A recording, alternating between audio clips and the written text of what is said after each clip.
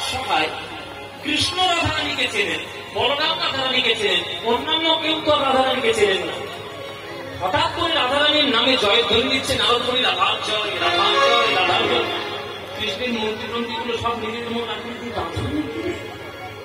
নারদমণি পাগল পাগল হয়ে গেল নাকি? কার নামে যখন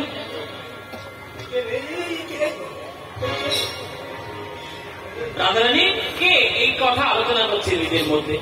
কৃষ্ণ তখন এসে চুপি চুপি নারদের কাছে বলছে, ও নারদ, কি ব্যাপার, আজকে আমার নামটা ছেড়ে দিয়ে আজকে রাধারানীর নাম গাইছো যে বলো, কি ব্যাপার, আমার নামটা ভুলে গেলে নাকি? তখন নারদ মুনি রেগে গিয়ে বলছে, কার নাম গাইবো আর কার নাম গাইবো না তোমার মনে করে গাইতে হবে?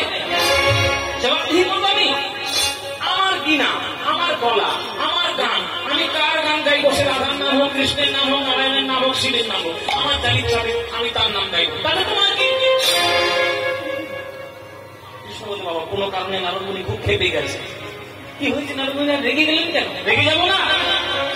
শোনো কৃষ্ণ, তোমার আগে কত অবতার দেখেছি, তোমার পরে কত অবতার দেখবো তা ঠিক নেই। কৃষ্ণ ভগবান অবতীর্ণ হন কেন? জগতে ধর্মকে রক্ষা করার জন্য, অধর্মকে বিলুপ্ত করার জন্য। কৃষ্ণ বারে বারে বলেছেন, গীতায় বলে দিয়েছেন, যদা যদা হি ধর্মস্য গ্লানির্ভবতি ভারত অভ্যুত্থানমধর্মস্য তদাত্মানমস্য পরিত্রাণায় সাধূনাং বিনাশায় চ দুষ্কৃতাং ধর্ম সংস্থাপনার্থায় সম্ভবামি যুগে যুগে। ও মায়েরা, শিক্ষার কথা শুনো। জগতে যখন ধর্ম আর অধর্মের যুদ্ধ হয়, তখন কোন কারণে বহু বহু ধার্মিক লোকের প্রাণ যায়। যেমন রাম রাবণের যুদ্ধে রাবণের দলে যারা যুদ্ধ করেছিল তারা সব খারাপ লোক ছিল। রাবণ না হয় খারাপ লোক ছিল, মেনে নিলাম, কিন্তু বিভীষণ সে তো খারাপ লোক নয়। কুম্ভকর্ণ সেও তো খারাপ না, সে তিনবার ঘুমন্ত একদম খেয়ে দিয়ে কাজ। তরণী সে খারাপ নয়। ইন্দ্রজিৎ বাবার কথা বলে যুদ্ধ করেছে, খারাপ ছেলে সে নয়, কেন বাবার মতো চরিত্রহীন সে নয়। কিন্তু তবু তারা মরল, কেননা পাপের সঙ্গ দিয়েছিল বলে। এই যে কৌরব পাণ্ডবদের যুদ্ধ হলো, কত বড় বড় ধার্মিক লোকের প্রাণ গেল। ভীষ্মের মতো কে হয়, দ্রোণাচার্যের মতো কে হয়? দ্রোণাচার্য, ভীষ্ম, শল্য, অভিমন্যু, কর্ণ, কত বড় বড় ধার্মিক লোকের প্রাণ গেল। তাই তাদের আত্মার শান্তির কামনায় তোমার বাড়িতে ফিরে এসে তোমার একটা যজ্ঞ করা উচিত ছিল। কেননা কৃষ্ণ, আমরা সবাই জানি এই যজ্ঞটা তুমি ঘটিয়েছ। তুমি যদি চেষ্টা করতে তাহলে যজ্ঞ নাও হতে পারত। তুমি ভগবান, তুমি চেষ্টা করোনি, তুমি বরং আরো সাপোর্ট করেছো। কেন না জগতের ধর্মকে প্রতিষ্ঠা করতে হবে, তাকে যেন যেন প্রকারের যুদ্ধটা করাতে হবে। কৃষ্ণ তো ভগবান বাবা, মাথা যদি বুদ্ধি যদি ঘুরিয়ে দিত তাহলে যুদ্ধটা বন্ধ হয়ে যেত, কিন্তু না, যুদ্ধ বন্ধ হয়ে যেত। তাহলে ধর্ম কোনটা আর অধর্ম কোনটা, কোনটা করা উচিত কোনটা করা উচিত নয়, এই পার্থক্যটা মানুষের মনে কখনো বুঝ আসত না। এর জন্য দরকার ব্যালেন্স দরকার। মহাভারত আমাদের শিখিয়েছে কোনটা কোনটা জীবনে করতে নেই। মায়েরা, কৃষ্ণ চেয়েছিল শান্তিদূত হয়ে গিয়ে দুর্যোধনের বাড়িতে গিয়ে বলেছিল যে যুদ্ধ যুদ্ধ করো না, এই যুদ্ধ করলে অশান্তি বেশি হবে, তোমাদের কাছে আমি ভিক্ষা করছি, 5টা গ্রাম ওদেরকে দিয়ে দাও। 5 ভাইয়ের নামে অন্তত 5টা গ্রাম দাও, তুমি সারা ভারতবর্ষ জুড়ে রাজত্ব করো, কোনো আমার আপত্তি থাকবে না। কিন্তু দুর্যোধন কি করেছিল বাবা?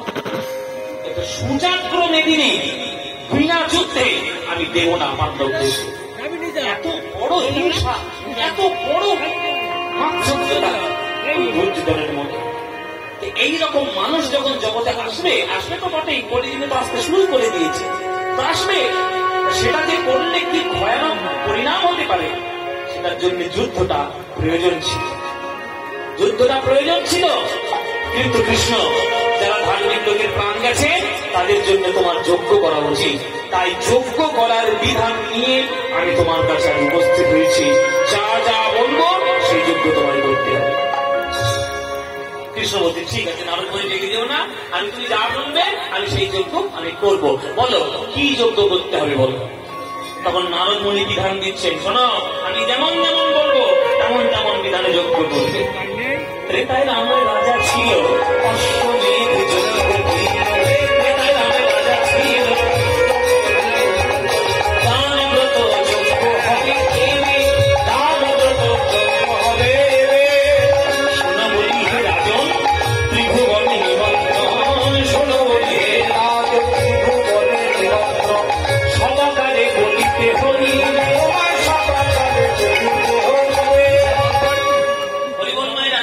যজ্ঞের বিধানটা দিচ্ছে, সেই যজ্ঞের 3টে নিয়ম তোমরা প্রত্যেককে মন দিয়ে শুনে নাও।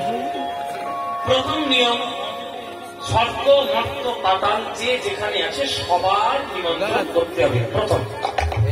দ্বিতীয় নিয়ম, যে যা চাইবে তাই দিবে, সবার আশা মিটাইবে। যে যা চাইবে তাই দিবে, সবার আশা মিটাইবে। সবাইকে করবে হাসিমুখে, সবাইকে করবে হাসিমুখে। এই দান দিতে গেলে, বিশেষ করে ভালো কাজে দান দিতে গেলে অনেকে হাসিমুখ থাকে না বাবা, বাংলার পাঁচ হয়ে যায়। এমন পাঠিয়ে নেবে তার মুখে কথা বলতে ইচ্ছে করবে। আরে ভাই চাঁদা, তোদের পয়সা নেই, কীর্তন করাস না। 5 টাকা বলে কথা শোনাবে। সিগারেটের প্যাকেটের গায়ে লেখা আছে কিন্তু smoking is injurious to health. মদের বোতলের গায়ে লেখা থাকে কিন্তু drinking is injurious to health. মদের বোতল আর সিগারেটের প্যাকেট কেনার সময় পকেটে কোনো থাকবে না, বছর পর বছর টাকা ঘুরঘুর করে উড়ে যাবে। আর যেই আপনি কীর্তনের নামে 500 টাকা জমা দিতে পারবেন, কীর্তন করে কি হবে? সত্যিরে মলি দেখায় রে বাবারে মারে কি হলো না, এই তো কীর্তন। ও গানকে শোনে নাকি? ওর থেকে অনেক দামি গান জগতে আছে, ভাজা বাদাম আর ভাজা বাদাম।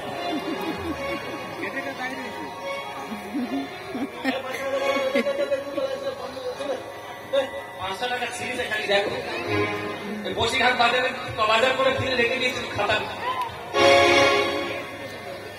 5 টাকা দেবে, 5টা কথা শোনাবে, মুখ বাংলার পাঠ, আর তার কাছ থেকে দান নিতে ইচ্ছে করবে আপনার হবে। এই হচ্ছে আমাদের অবস্থা। কিন্তু কৃষ্ণ কোটি কোটি লোক তোমার বাড়িতে নিমন্ত্রণ পেতে আসবে, যে যা চাইবে তাকে তাই দেবে। দ্বিতীয় নিয়ম। এইবার তৃতীয়টা আসল নিয়ম।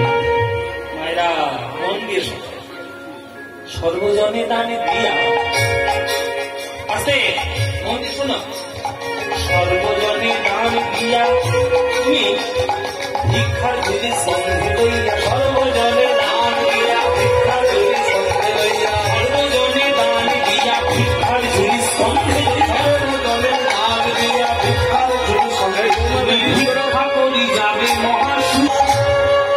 এই সকল দান দেওয়ার পর আসল থেকে হাত পেতে ভিক্ষা দান করতে হয়। এই জগতে অনেকের অনেক পয়সা আছে, এখনকার দিনে গরিব বলতে কিন্তু খুব কমই, সবার কিছু না কিছু আছে।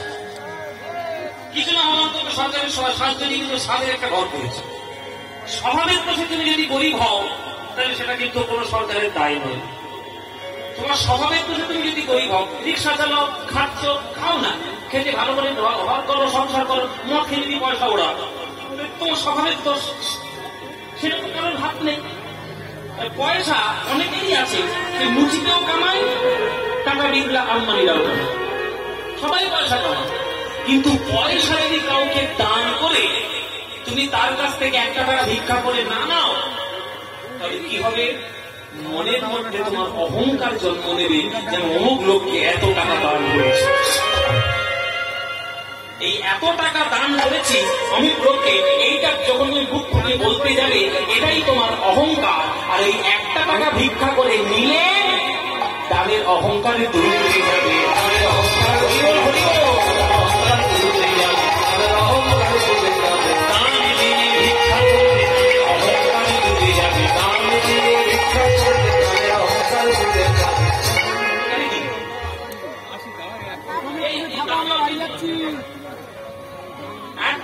আমাকে দান দেবেন না, দয়া করে হাতে ধরি পায়ে পড়ছি, আমাকে দান দেবেন না।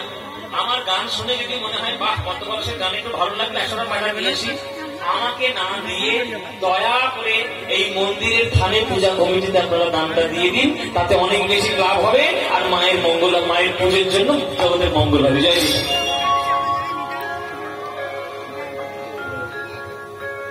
বল, দান দিয়ে ভিক্ষা করলাম কেন? অহংকার যাতে মনের মধ্যে তৈরি না হয়, দানের অহংকার করে যাবে, দান দিয়ে ভিক্ষা করবে। ঠিক আছে কৃষ্ণ, এই যজ্ঞের নিয়ম, এই যজ্ঞটা তোমায় করতে হবে। কৃষ্ণ বলছে, দেখুন নারদমুনি, সমস্যা একটাই যে আমি সবার বাড়িতে বাড়িতে গিয়ে চিঠি পৌঁছে দিতে পারবো না, কারণ আমি রাজা, আমি নড়তে পারবো না রাজ্য ছেড়ে। সেই চিঠিগুলো বাড়িতে বাড়িতে পৌঁছে দেবে কে? নারদমুনি বলে, কেন আমি আছি কি করতে? সবার আধার কার্ড আমার কাছে রয়েছে, রেজিস্ট্রি করে। নারদমুনি সবার ঠিকানা জানে বাবা। ও মায়েরা, তাই নারদমুনি বলছে, চিঠির বস্তা আমার মাথার উপরে দাও,